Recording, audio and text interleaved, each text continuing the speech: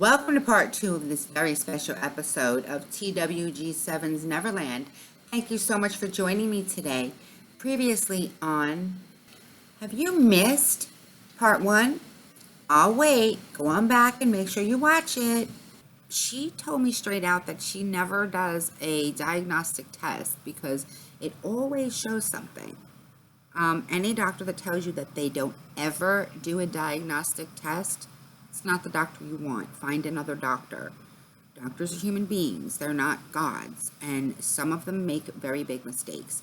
And she would have left something in me rather than remove it because it was in a more difficult area and she didn't want to do it. So she actually referred me to Morristown. Right? Was it Morristown? I think. Oh my God.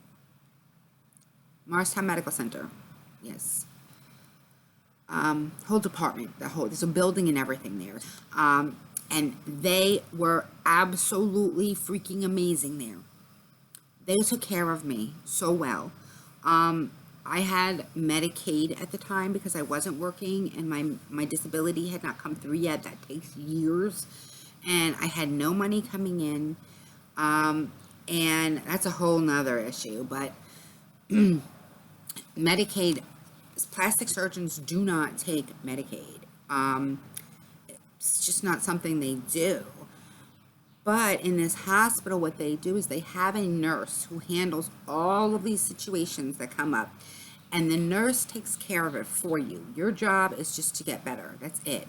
They take care of everything else for you. And they really, truly did. What happens is the doctors take turns. The plastic surgeons take turns as to who does the pro bono cases or the Medicaid cases, because no one's a network, but they have to take care of you. They can't just do a double mastectomy and leave you with nothing. So I got the head of plastic surgery for that hospital, and they're gorgeous, trust me. He did an amazing job, and they look very, very real. But, you know, it saved my life, literally. After all was said and done, and I know a lot of people ask, like, what kind of cancer did you have?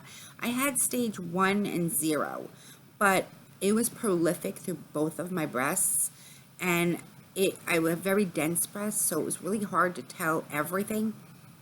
Excuse me. Once they did the double mastectomy, they were able to get a good biopsy of everything, and they discovered a tumor that at the time was precancerous that absolutely 100% of the time turns into cancer, and once it does turn into cancer, you have no hope. You will die. There is no treatment that it responds to at all. And if they had not removed it when they did, I would be dying this year. This was 5 years ago. And I was told straight out by the doctor that I want to tell you, you did absolutely the right thing. This is what we found. And if you had not done this, in 5 years, you would die. So I was very clinical through it all, and every once in a while I get, it hits me, you know, but I'm okay. I'm healthy. I'm as healthy as I can be. I'm alive. Nothing I have is going to kill me. Just torture me the rest of my life. So we were living up in New Jersey at the time, and every single winter I did nothing but curl in a ball in my bed and cry. I was in so much pain. I couldn't breathe, let alone sing or do anything else. I'm homebound still, and that's not likely to change anytime soon. I mean, every once in a while I'll go out, but every single thing that I do has a cost in pain. My Project 365, there was absolutely a cost in pain. But once we moved away from the cold, because the cold was really harsh on me, like super harsh. Once we moved away from the cold, we moved down south. We're in Florida now. And I started to feel much better. But then the laws here in Florida are really fucked up. Excuse my language, but they're fucked up. I'm not saying that we shouldn't be regulating what's going on, paying attention to it, tracking it, making sure that doctors are not overprescribing, making sure that patients are taking their medication as prescribed. I understand all of that because I've been both a patient and on the doctor's side. I do believe that urine testing is important to make sure that patients are taking their meds and being compliant. If you're a non-compliant patient, you shouldn't be able to receive the medication. There's no way that you should be able to get a prescription and sell it on the street. That's not okay. But on the other hand, here in Florida, they actually have laws that tell doctors how much medication they can prescribe to a patient based on what disease they have. Now, for me, that crosses a line. Doctors take it's a violation of the Hippocratic Oath, plain and simple. Doctors take an oath to treat each patient as an individual, and you can't do that if the law is telling you how much you can and cannot prescribe. So I was over the limit. Now, I had a rule with my other doctor, and I still do, that I would not take anything more than absolutely necessary to put me to the point that I could tolerate my pain. I was not going to be a zombie. I wasn't going to be drugged out. I wasn't going to be passing out from medication. That wasn't going to happen to me. I was very careful with it all. And I mean, there were times where my doctor would write me a prescription and I would start to take it and it would make me feel wonky and I didn't like it. So I would cut back on how much medication I took. And I would call him immediately and say, hey, you know, I have an issue. It's too much, so I'm only taking this. And he said, nope, no problem. Okay, we'll lower your prescription. And that was good for me. But once I had the breast cancer and the double mastectomy, we needed to increase it. And after my surgery, I wasn't feeling loopy. I was feeling more relief, and I was still living my life as best I could. So we left it at that level. I'd become tolerant of it is what had happened. Now, we got here, and all of a sudden, they're telling me they have to lower my meds. And I'm like, okay, if that's what you have to do. Well, there was one medication I took overnight if I was still awake at 3 a.m., like if my insomnia kicked in. And that one, I only took once in a while. So when they took that away, it wasn't a big deal. But when they took the next dose away, all of a sudden, I was like, why do we move here? I'm in just as much pain. 2 of my kids are still up north. What's the point of it if I'm still in so much pain? Now, before I moved, I had done a lot of research on this treatment, which actually is not as new as we would think, and I'm surprised not more of us know about it. I had heard about it through somebody's blog, and honestly, I don't remember whom, or I would, notate it. I wish I remembered, because I would love to just put a thank you out there to her at least. But the medication is called LDN. It stands for low dose naltrexone. Now, it's also used in a different formulation for people that are, it's also called Suboxone, and it's used in a different formulation. They get a different level of things than we would, and they use it for drug addicts who are coming off of drugs. It helps them with their withdrawal symptoms. But when given to a fibromyalgia patient, there was a study done in 2009. It was a blind, double-blind study. And part of it was they started out with a placebo, and then they went to the medication, and then they went back to the placebo, I think, and they saw a decrease in the amount of pain the patients had of 30%. Now imagine your life with 30% less pain.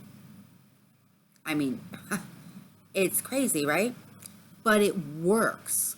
And the reason why it works is this. What it does is, for a very short period of time after you take the medication, and I take it twice a day. I take a half a pill in the morning and a half a pill in the evening.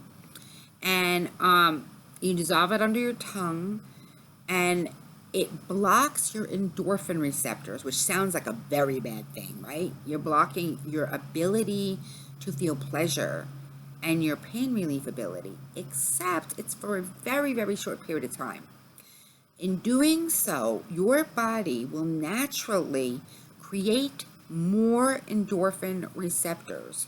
So every time you take this medication, your body's creating more endorphin receptors, more of its own natural pain relief. You follow that? Own natural pain relief. It's not the medication that's giving you the pain relief. It's your own body.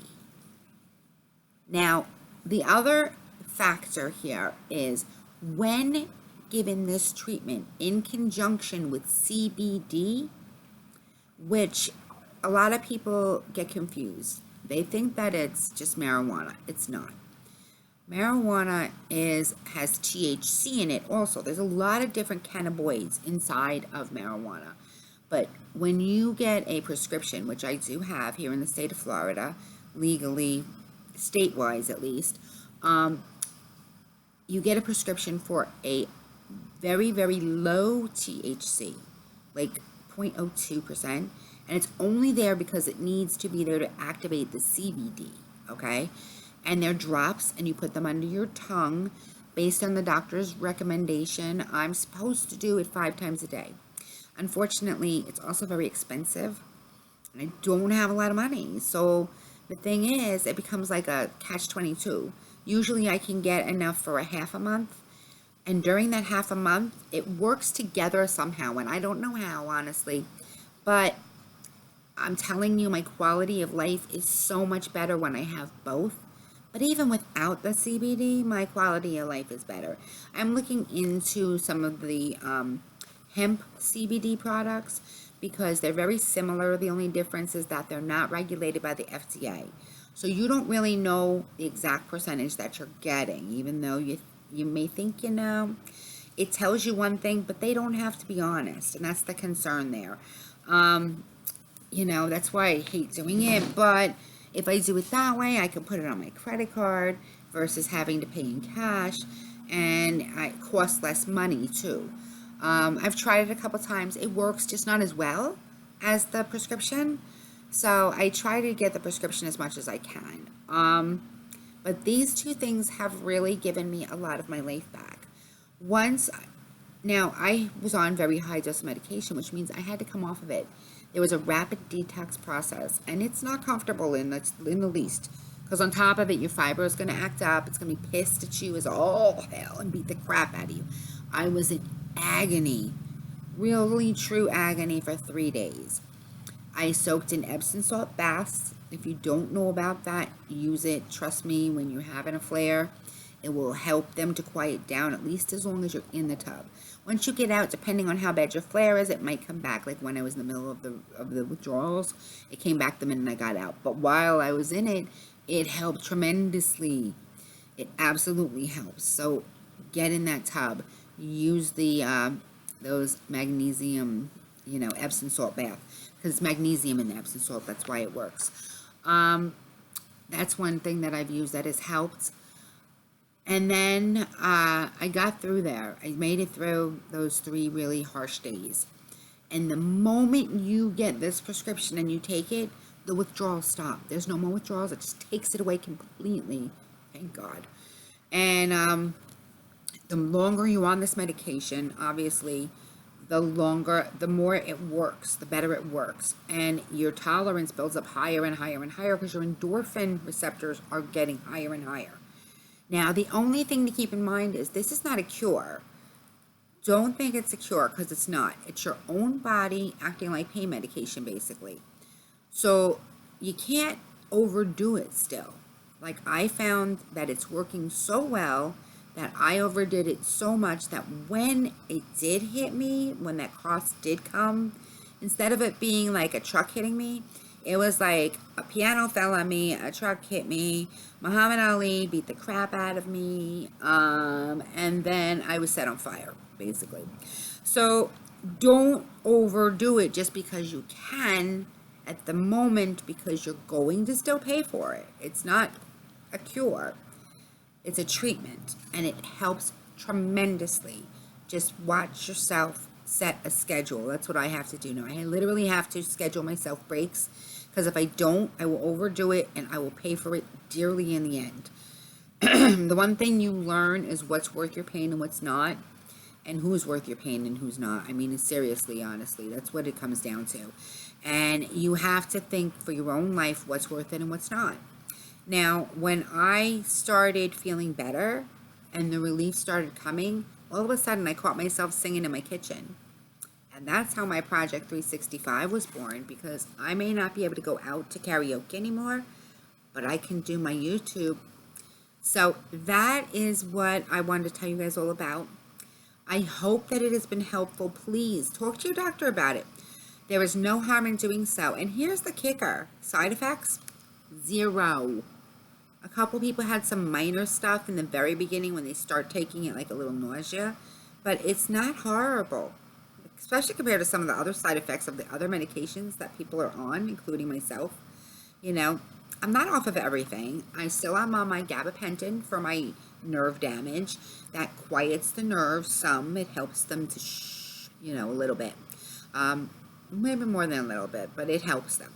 Then I have the Mobic for my osteoarthritis. I have thyroid condition, so I'm taking thyroid medication. I have lymphedema, so I take a diuretic. And I use a method to remove the fluid from my legs by basically pushing it up to the lymph nodes that do function. If you don't know what that is, your lymph nodes stop functioning and your fluid builds up. And my legs were triple their normal size for 2 years. And it happened because of my, during the breast cancer surgery, they removed the lymph nodes in my underarm. So I'm a little weird. Normally it happens in the arms. But that's why it happened. The minute I woke up, my legs were swollen. But they're doing much better now. And it helps getting in the pool because of the pressure of the water there too. So that's another helpful thing. Trying to think what other medications I'm on. I'm on something for my cholesterol. Fun. And then I take a couple of vitamin D and magnesium for my migraines. Because magnesium has been shown to help with migraines. And I'll tell you what, since I started taking the magnesium, I have a lot less migraines. So if you are a patient who has migraines, look into it, talk to your doctor. Definitely talk to your doctor, though. Don't take it without talking to them because it can be dangerous if you take too much of it. So that's it. That's the information I wanted to share with you guys. I hope it has been helpful. I hope that your doctor agrees with me. Look into the research. Look at the video that I have down in the fibro health section. And I look forward to seeing you guys again real soon. I hope you have a wonderful day and as painless as you can. Take care of yourselves. Be kind to yourself and surround yourself with people that will do the same. Bye for now. Thank you for listening.